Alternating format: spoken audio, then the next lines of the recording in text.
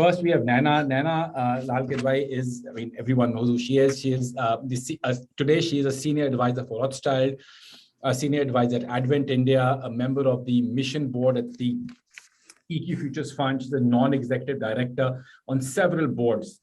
Thank you. Now I'd like to introduce Mrs. Ganesh, who's one of India's best-known healthcare entrepreneurs.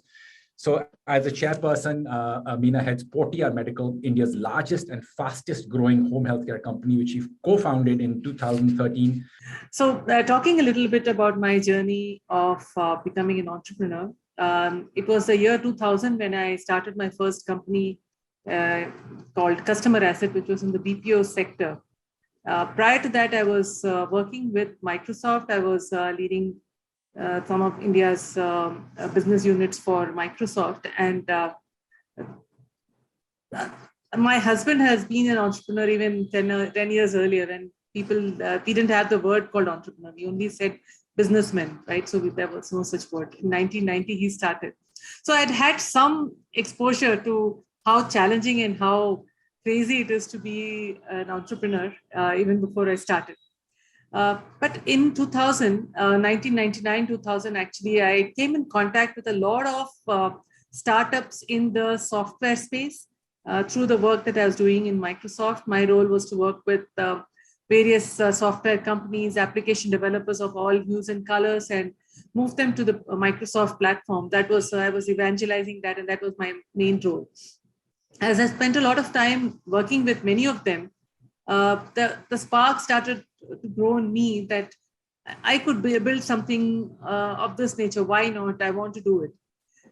However, what was also clear to me is that trying to build yet another startup in the software space and tech software space didn't make sense to me at that point in time.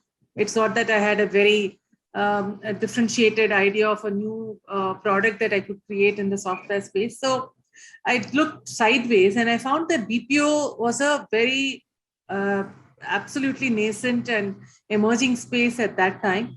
And India was written to be the next big BPO capital of the world, the next big outsourcing capital of the world. So I started to explore that, and that's what got me off onto becoming an entrepreneur.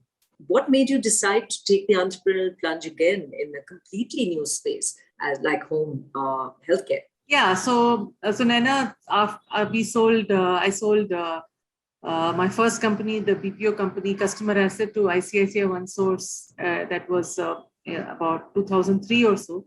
And then I was working with Tesco for a few years to help them set up their entire back office and tech set up in India as a CEO. In the meantime, my husband and another co-founder had founded another company called Tutor Vista, which was into the online education for the global space. So again, watching them from the sidelines, I said, "Gosh, I don't want to be sitting on the sidelines." So I plunged into that, and I became a co-founder of Tutor Vista. So that was in 2008. 2008, I started that. Then from 2008 to 2013 was our journey with Tutor Vista, which we then sold to Pearson Education in 2011, and we did the complete exit in 2013. So from 2011, we started the Growth Story platform of identifying other areas where we believe good startups could be built. So that gave rise to Big Basket and Bluestone in that period. In 2013, when I did the complete exit from Pearson and Tutor Vista, I had two options. One is to continue being a promoter, advisor, investor in the many startups that we have founded since then. We have a portfolio of a dozen startups. Or to go and do one more startup where I was the operating head and the leader of that. I decided to choose the second path because I think I wasn't done yet in being an operator. I wanted to build, and I wanted to have the satisfaction of completely directing and actually making things happen. That led to me then exploring what should I do next. So healthcare had always been of great interest to me. I had seen a lot from the sidelines. I have experienced as a patient.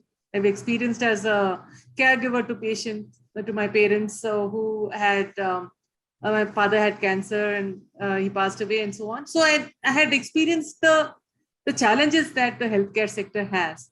So it was in my mind is that if I had an opportunity to do something disruptive in that, perhaps I should go back and see what could that be. You obviously have a terrific appetite for risk taking because you plunge in when you see these opportunities. Where and what do you think lights that fire, that ability to see an opportunity and then to risk your time, your capital, your energy? Because there's so many things out there that you might have done otherwise. What I think there's accumulation of experiences that I have probably put together over the many years of work that I did before I became a startup person.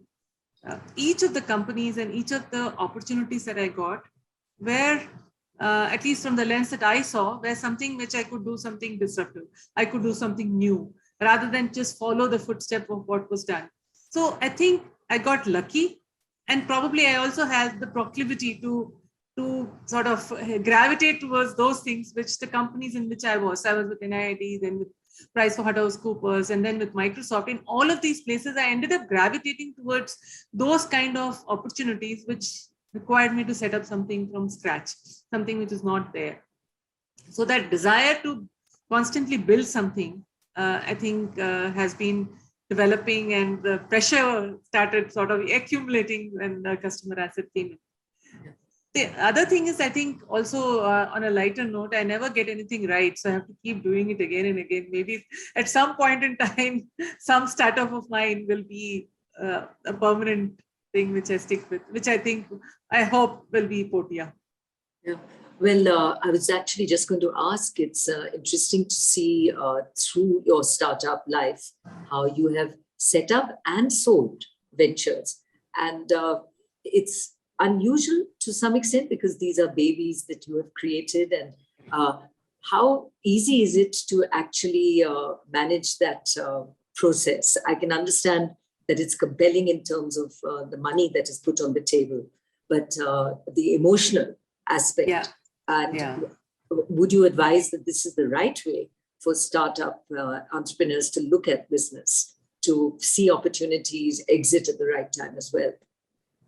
So, Naina, when any startup that I have built from scratch, I don't go in thinking that, okay, in the next 3 years, 5 years, 7 years, 10 years, I need to find an exit for myself. It's more about there is something exciting to be built here. Maybe I'm the right person to do that.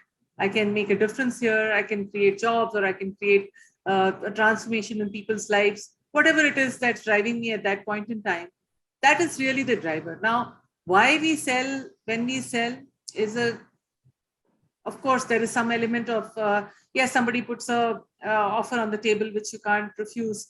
But more than that, I think that's not what drove these decisions, but it was more about what is the right home for that company to be. Am I in the right place and in the right home currently? Or is it better to be that company be part of something larger? And in the case of Customer Asset and Tutor Vista, we felt that it was better that it be part of a larger organization. And that's when it could reach its full potential. You are an investor as well, Meena. You've obviously put your money to work extremely well. What would you say are the things you look for before you invest? Yeah. So a few things that are important in my mind. One is is this a real pain point waiting to be solved? Do I think that the market for this is going to be big enough? Will people pay and pay well so that you can actually make margins in the business that you're trying to do? So will the unit economics actually stack up? So that's the business economics, the size, etc. That's important. The second piece for me is always the entrepreneur. How strongly do I feel that this entrepreneur is passionate, keen, has got at least part of the skill sets, is willing to get the rest of the skill sets to really go the long haul? And do they have the mental strength to go through the down cycles that any new startups will have? And I'll promise you, everyone, I mean, the largest of names have gone through down cycles. There is no such startup which is going up, and only up. It just doesn't happen. So there will be ups and downs. You have it in you to stick through that and still continue to ride whatever dream that you had built for yourself. So those are the two immediate things that come to my mind, which are super important for me to look at. Would the fact that, I was quite struck that in a lot of successful startups, it's not just one person. There have been groups of 2 and 3 people who have come in together and worked on that startup journey. Could that be a way that, women also participate, that they go in with a cohort which maybe counters some of these unfortunate biases? Male members with them, bringing the hard skills. Would that be a solution? Yes, that could be, and some of the women do that. I personally believe that it's very useful to have co-founders rather than try to go through this journey all on your own because of all the things that I mentioned earlier. So having co-founders is very helpful. Co-founders, or at least you early on in your journey, you bring in people who are like co-founders, but may not be co-founders, but they are part of your early management team who sort of compensate for those skills that either you don't have or you're not confident about. No, but Naina, at one point, I feel sad if that's the only way we can sort the problem, that I have to get a man in tow and saying, this is my man, see, can fund him, not me. I don't want it to be that way, right? Yes. I want that the women should be able to stand on their own. Of course, they need, everybody has skill gaps, right? Nobody is full. You need all those people, but you should be able to stand on your own and be recognized for your capability and not necessarily the gender, but that's a journey, of course. Yeah. So clearly you had the ability to reach out, but how did you find these mentors? What were the processes, systems, relationships you were able to capitalize on? And what advice would you have for a startup today in terms of how to find these mentors and make sure that they get their time and advice?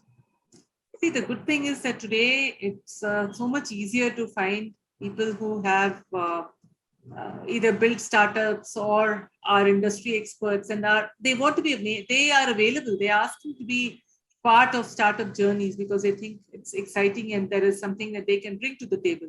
So finding especially subject matter experts or people who've been there, done that, have invested, have built businesses, have succeeded, failed.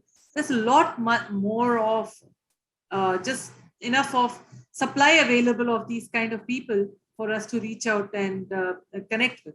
And a lot of people will reach out to me through LinkedIn, then Ty is there, and there are many fora that are now available through which you can reach out. What becomes important is to find the right level at which you want to interact. I mean, if somebody who's a brand new startup, who's just absolutely in the early stages, would benefit from somebody who's probably 2 steps ahead of them, rather than a very large corporate, or somebody who's become a corporate now. That's not the right thing. So how do you find the person who's at just the right level? There is a meeting of minds. That your mentor or a coach is not trying to push their agenda or their thought process, but allowing you to develop what your primary objective is. It's easy to get swayed by mentors who come in very strongly and say, no, throw all this is rubbish. I'll tell you what you have to do. You don't want to be in that place because then it can you're not really achieving what you had set out to do. So selecting the right mentor becomes, I think, a very important skill as well. Thank you so much. Thank you so much, Meena. Thank you so much, Naina. This has been absolutely fantastic for us. Thank you so much for your time. I won't take any much. And thank you so much. And so thank you and good luck to getting more entrepreneurs into Punjab. Yeah. For the Punjab. Thank you. Thanks, Somli. Thanks, Naina. Wonderful. Yeah. Bye, Meena. Always so good to see you. Bye. Bye.